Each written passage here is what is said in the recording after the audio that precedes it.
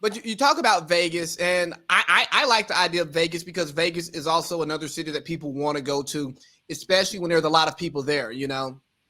But you don't want to be Alvin Kamara in Vegas now. And that's what I was about to bring up, man. Alvin Kamara, I mean, he's really being an Atlanta guy, isn't he? Well, who knows? You know, he just lost his coach. Slant boy, who knows what he's going to do this upcoming off season. He doesn't have a quarterback.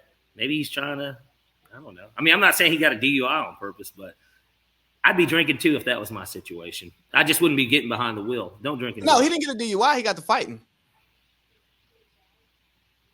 They beat somebody's ass. Like he broke. Like they really went full QC. Yeah, like they said, Kamara. They were amigos with Joe Budden. Yeah, and they was allegedly, and they was like stomping Buddy out.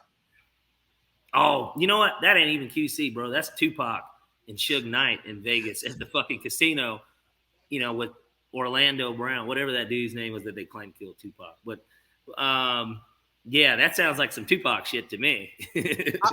I wonder why the fight happened. I can only think of some blatant. No, go ahead. I'm sorry. I was gonna say blatant disrespect or a woman. They go hand in hand because the disrespect would be that you can clearly see that these chicks are with us and you won't stop talking, bro. Like, so it all is disrespect. One way or another, it's disrespect. Sure. You know, it could have been one of those situations where, you know, when niggas see a celebrity, they might ask for something like a picture or, you know, try and talk to them. And they're just like, bro, yeah, I'm doing something. Like, I'm sorry. Like, and then the nigga's like, man, well, fuck you then. Like, you know, like, it's probably something along the lines of that. And what people forget, especially with a guy like Kamara, I mean, he's still like 26. That's still a young dude. Like, and even though he's been in the league and he should know better, these are still young dudes. A lot of these dudes be young. And because we don't know what happened, and it could have really been a fair one that turned crazy, you know, and because he's famous, because he's rich, he's going to get sued for it. And Skip Bayless cues me with this because he goes, nothing good happens after midnight. I mean, I've had a lot of fun after midnight, Skip. And I don't have the target on my back that Alvin Kamara has, but you can't, just because you're rich or famous doesn't mean you got to be confined to the house, especially in Vegas, especially Pro Bowl weekend. But I think, you know, these guys got to be careful. And you talk about the fan piece, though, and somebody possibly asking for a picture. What a lot of people don't realize is, even though these guys are drunk, even though some of these guys are high, they don't want that shit recorded. Like, they have endorsement deals. Yeah, bad look. You know, and then just more importantly, I mean, get out of my like come on. Yeah, get out of my face. I'm a famous person. I understand. You know who I am. But, you know, as a fan, you know, there's very few people I would walk up to and say something to, even if I'm a fan.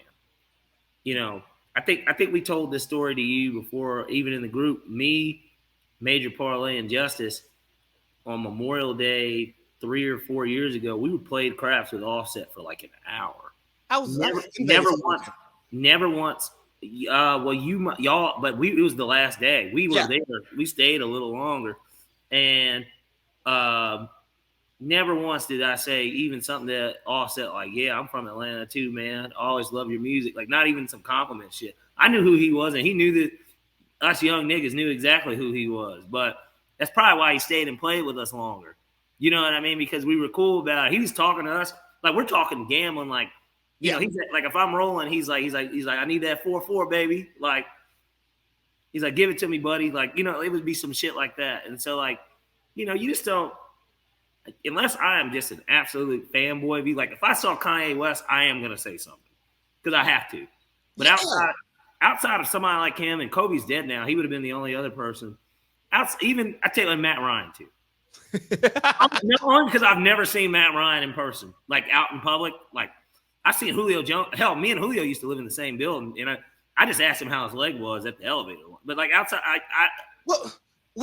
that same weekend we saw I saw Julio, and I saw AD, and like I walked right by AD. We made eye contact. I looked at him. He looked at me.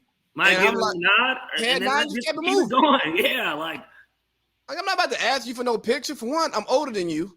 And two, what I look like, 5'11", standing next to 6'11". Hey, bro, running the AD at the Aria. well, think about it. It's one thing if you guys are at the club or something and you're literally, and even then, no. But I'm saying, like, let's say you're sitting in the same vicinity amongst like you might somehow, some way you ended up in the same like section or something. Or y'all sector next to each other, and it's like there's Or couches where you sitting on them, and you can like be next, like you can be like over in their section low key. yeah, and or okay, or even for instance, like let's say I don't know, like just an example.